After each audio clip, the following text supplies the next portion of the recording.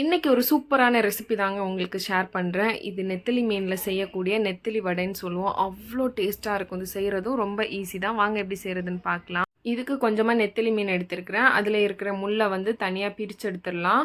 இப்போது தேவையான பொருள் என்னென்னா, ஒரு டீஸ்பூன் சோம்பு, ஒரு சின்ன பீஸ் பட்டையும் சேர்த்துருக்குறேன். வாசனையாக இருக்கும். ஒரு 1/4 டீஸ்பூன் மஞ்சத்தூள், ஒரு டீஸ்பூன் மிளகாய்த்தூள், ஒரு சின்ன பீஸ் இஞ்சி சேர்த்துக்கலாம். நிறைய சேர்த்தா ஒரு மாதிரி கசப்பாக இருக்கும். ஒரு 5 பல் பூண்டு சேர்த்துட்டு கொஞ்சமாக கருவேப்பிலை, உப்பு, அப்புறம் ஒரு பெரிய வெங்காயம் கட் பண்ணி எடுத்துருக்கிறேன். கொஞ்சம் பச்சை மிளகா சேர்த்து இதை தண்ணி எதுவும் சேர்க்காம இந்த அளவுக்கு அரைச்சி எடுத்துக்கலாம். அப்புறமா ஒரு கைப்பிடி அளவு தேங்காய் துருவி எடுத்துருக்கிறேன். அதுவும் சேர்த்து அரைச்சிக்கலாம். அப்புறமா க்ளீன் பண்ணி எடுத்து வச்சுருக்கிற நெத்திலி மீனையும் சேர்த்துட்டு தண்ணியே இதில் சுத்தமாக சேர்க்கக்கூடாது.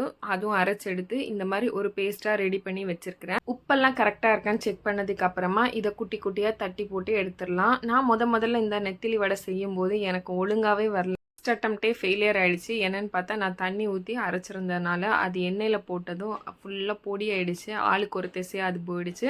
ஸோ இது தேங்காய் எண்ணெயில் தாங்க பொரிக்கணும். அவ்வளோ டேஸ்ட்டாக இருக்கும். ஸோ தேங்காய் எண்ணெய் கொதிச்சதுக்கப்புறமா இந்த மாதிரி குட்டி குட்டியாக தட்டி போட்டு எடுக்கணும்.